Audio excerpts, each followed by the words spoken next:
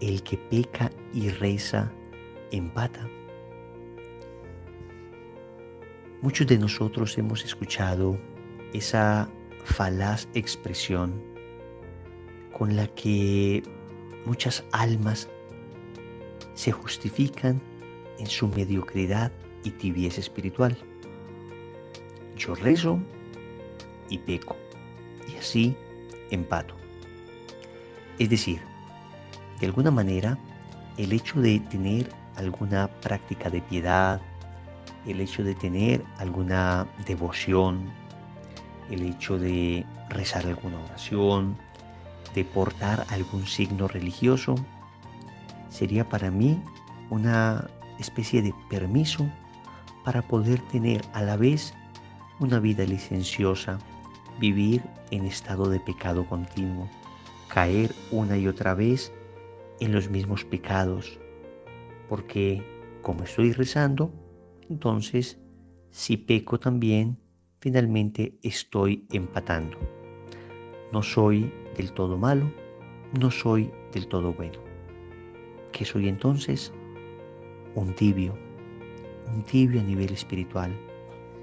Y ya sabemos la terrible sentencia que tiene el libro del Apocalipsis para los tibios. Ojalá fueras frío o caliente, pero porque no eres ni frío ni caliente, voy a vomitarte de mi boca. Los tibios son vomitivo para el Señor, así dice el libro del Apocalipsis, y son unas palabras bien fuertes, bien fuertes. Pero precisamente eso es lo que necesita un tibio.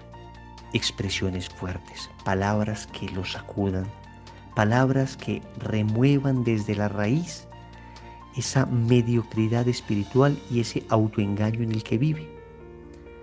Y yo creo que todos hemos caído de una u otra manera en esa especie de tibieza, en esa especie de mediocridad.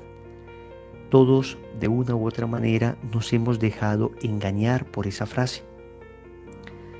Y nos sucede cuando muchas veces, en vez de estar profundamente contritos, arrepentidos, en vez de llorar amargamente nuestros pecados, las infidelidades que cometemos contra Dios, al momento de cometerlas, inmediatamente nos autojustificamos, pensando que hay personas que hacen cosas más malas, hay personas que ni siquiera tienen la delicadeza de estar un poquito con Dios.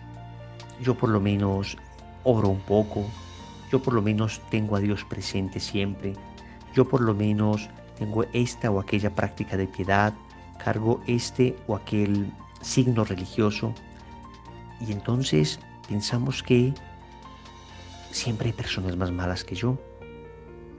Y con esto estamos cayendo en esa trampa de el que peca y reza, empata. Una autojustificación. Y repito, es una verdadera desgracia en la vida espiritual esto, porque esta autojustificación del pecado, lo primero que me quita es la capacidad de tener una auténtica contrición, la capacidad de tener un auténtico arrepentimiento. Siempre estoy justificando. Por eso el libro del Apocalipsis dice, en ese caso es mejor que fueras frío. Es decir, en ese caso es mejor que no hicieras nada, ninguna práctica espiritual, para que entendieras la dimensión del pecado, para que no nos justificáramos, para que cuando caemos